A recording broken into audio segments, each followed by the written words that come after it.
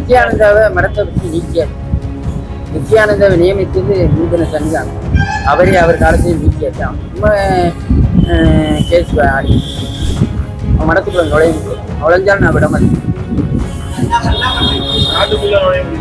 நாட்டுக்குள்ள வந்தாலே அரசு அதிமுக பாஜக வந்து ஒன்னாவே இடைத்தேர்தல் வேற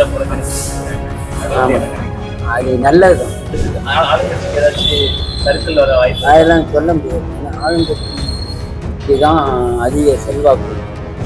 செய்வநெறி பரம்பரை மடாதிபதிகள் அரசியலுக்கு கருத்துக்கள் போட்டு ஏன் சொல்லக்கூடாது? நானும் ஓட்டு போடுறேன். ஜனநாயக நாட்டை நான் ஓட்டு போடுறேங்க. சொல்லக்கூடாதுன்னு ஒரு கிறிஸ்டின் சொல்றாங்கல்ல சார், எஸ்ரா தர்ப்பணம் வந்து சொல்றாங்க, அது சொல்றாரு இல்லையா? அப்புறம் ஏன் நாங்கள் சொல்லக்கூடாது? நாங்கள் சொல்லாம தான் என் தமிழனை கொல்லுவேன், கொலை பண்ணுவேன். நான் பார்த்து நானும் தமிழ்நாட்டில் இருக்கேன். நானும் தமிழன். கொத்தா இலங்கையில கொன்றார்களே, அவர்கள் வெற்றி பெற்றிருக்கார்கள். எங்கள் மக்கள் மறந்துட்டாங்களே. அந்த கேசத்தை மாத்திரம் தெருவா போடுங்க, வெற்றி பெற்ற மாட்டாங்க.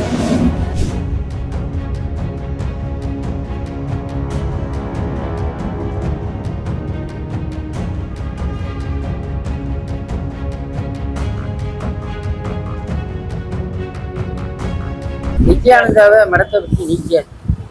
நித்யானந்தாவை நியமித்தது நூதன சன்னிதானம். அவரே அவர் காலத்தில் நீக்கியாச்சு. அவன் சும்மா கேஸ் ஆடி மடத்துக்குள்ள நுழைஞ்சாலும் நான் விட மாட்டேன். நாட்டுக்குள்ள வந்தாலே அரசு நீங்க ஏற்கனவே சொல்லியிருந்தீங்க ஐயா, இந்த அதிமுக பாஜக வந்து ஒன்னாவே இல்லை அப்படின்னு. இடைத்தேர்தல் வேற புறக்கணிச்சு கொடுத்துருக்காங்க. அது நல்லதுதான். இடைத்தேர்தல் போது ஆளுங்கட்சிக்கு தான் வெற்றி பெறுவாங்க. எதிர்கட்சி ஒரு கால் பாமக வெற்றி பெற்றாலும் உண்டு, சொல்ல முடியாது. ஆளுங்கட்சிக்கு ஏதாச்சும் சர்க்கிள் வர வாய்ப்பு அதெல்லாம் சொல்ல முடியாது. ஏன்னா ஆளுங்கட்சிக்கு தான் அதிக செல்வாக்கு உண்டு. எப்படி இடைத்தேர்தல் வந்து ஆளுங்கட்சி தான் வெற்றி பெறுவாங்க. அது அது வந்து பார்க்கவே தேவையில்லை.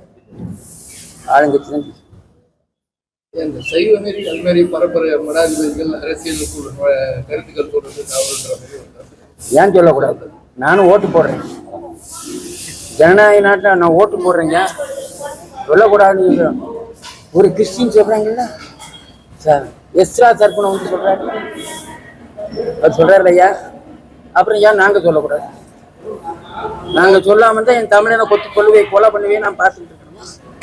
நானும் தமிழ்நாட்டில் இருக்கேன். நானும் தமிழன். நானும் வந்து ஓட்டு போடுறேன். எனக்கு ஓட்டு உரிமை இருக்கு. ஜனநாயக நாட்டில் இருக்கு, எனக்கு உரிமை இருக்கு. என் தமிழனை குத்தி கொலை பண்றான், அவன் ஜெயிக்கானு போய் எனக்கு வருத்தத்தில் சொல்ல மாட்டேனா? சொல்லத்தான் ஜனநாயக நாட்டில் ஆன்மீகவாதி அதெல்லாம் சொல்லக்கூடாது. எனக்கு ஓட்டு உரிமை இருக்கு, நான் ஓட்டு போட்டிருக்கேன். வைத்தியத்தெல்லாம் சொன்னேன். என் தமிழனை கொத்தா இலங்கையில கொன்றார்களே, அவர்கள் வெற்றி பெற்றிருக்கார்கள். எங்கள் மக்கள் மறந்துட்டாங்களே. அந்த கேசத்தை மாத்திரம் தெருவா போடுங்க, வெற்றி பெற்ற மாட்டாங்க. நானும் பார்த்துட்டு தூக்கிட்டு போய், நானும் தமிழன் தானே, நீங்களும் தமிழர்கள் தானே, அதுக்காக தான் சொன்னேன். மற்றபடி இது போன்ற செய்திகளை மேலும் தெரிந்து கொள்ள எங்களது யூடியூப், ஃபேஸ்புக் மற்றும் ட்விட்டர் ஆப்களை சப்ஸ்கிரைப் செய்யவும்.